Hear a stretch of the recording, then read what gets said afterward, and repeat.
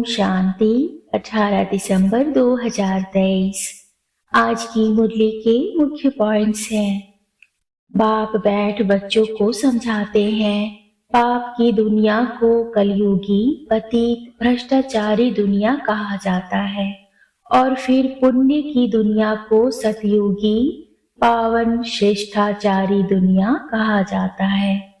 परम आत्मा ही आकर पुण्य आत्मा, पवित्र आत्मा अथवा पुण्य की दुनिया बनाते हैं।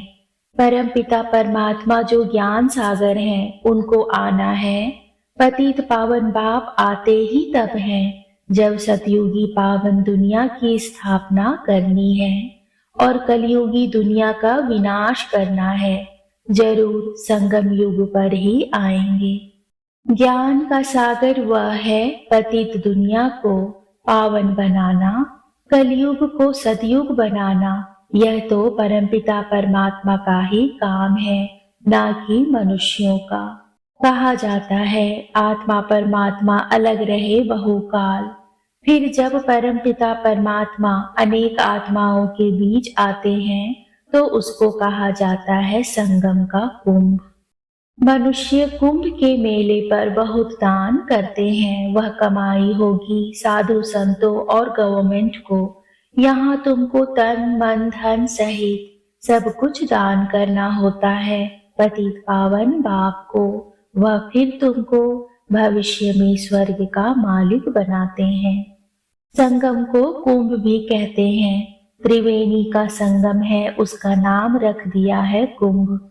कहते हैं तीनों नदियां आपस में मिलती हैं। वास्तव में संगम उसको कहेंगे जहां सब नदियां आकर सागर में मिले।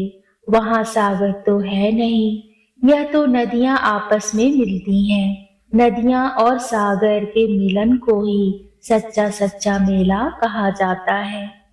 क्या पतित पावन ज्ञान सागर परमपिता परमात्मा है या नदियां? ज्ञान स्थान तो वास्तव में परमपिता परमात्मा से करना चाहिए।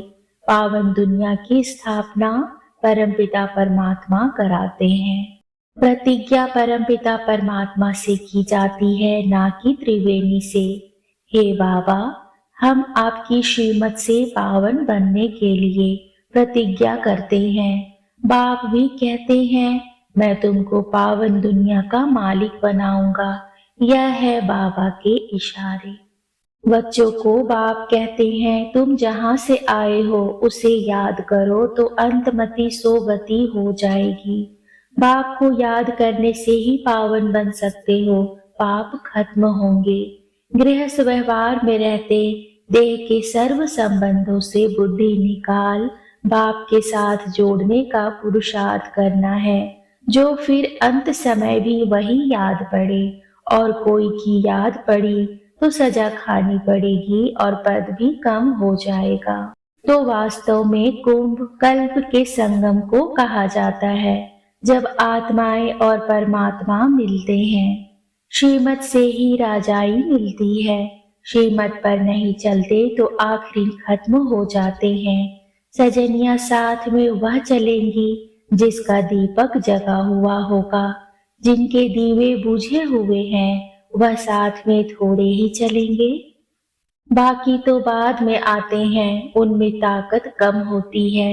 स्वर्ग में सभी नहीं आ सकते हैं।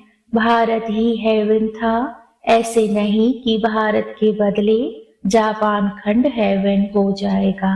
ऐसे हो नहीं सकता।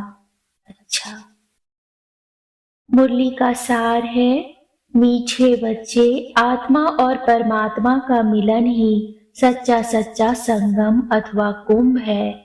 इसी मिलन से तुम पावन बनते हो। यादगार में फिर वह मेला मनाते हैं। प्रश्न है तुम बच्चों में किस बात की बहुत बहुत सयानपन चाहिए, मना बुद्धि चाहिए? उत्तर है ज्ञान की जो नाजुक बातें हैं उन्हें समझाने की बहुत सयानपन मना बुद्धि चाहिए। युक्ति से ज्ञान मार्ग और भक्ति मार्ग को सिद्ध करना है। ऐसे समझाना है जैसे चूहा फूंक भी देता है और काट भी लेता है, तो सर्विस की युक्तियां रचनी है।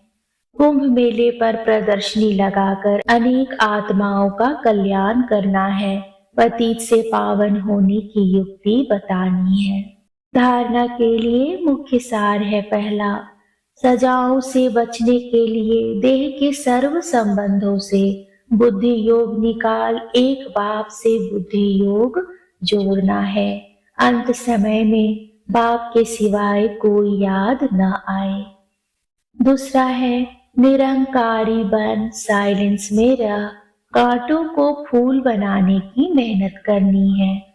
श्रीमत पर अंधों की लाठी बनना है, पावन बन पावन बनाना है। आज का वरदान है, समर्थ संकल्पों द्वारा जमा का खाता बढ़ाने वाले होली हंस भाव। जैसे हंस कंकड़ और रत्न को अलग करते हैं, ऐसे आप होली हंस अर्थात समर्थ और व्यर्थ को परखने वाले। जैसे हंस कभी कंकड़ को चुग नहीं सकते, अलग करके रख देते हैं, छोड़ देते, ग्रहण नहीं करते, ऐसे आप होली हंस व्यर्थ को छोड़ समर्थ संकल्पों को धारण करते हो। व्यर्थ तो बहुत समय सुना, बोला, किया, लेकिन उसके परिणाम में सब कुछ गंवाया। अब गंवाने वाले नहीं, जमा का खाता बढ़ाने वाले हो। आज का स्लोगन है, स्वयं को ईश्वरीय मर्यादाओं के कंगन में बांध लो तो सर्व बंधन समाप्त हो जाएंगे। ओम शांति।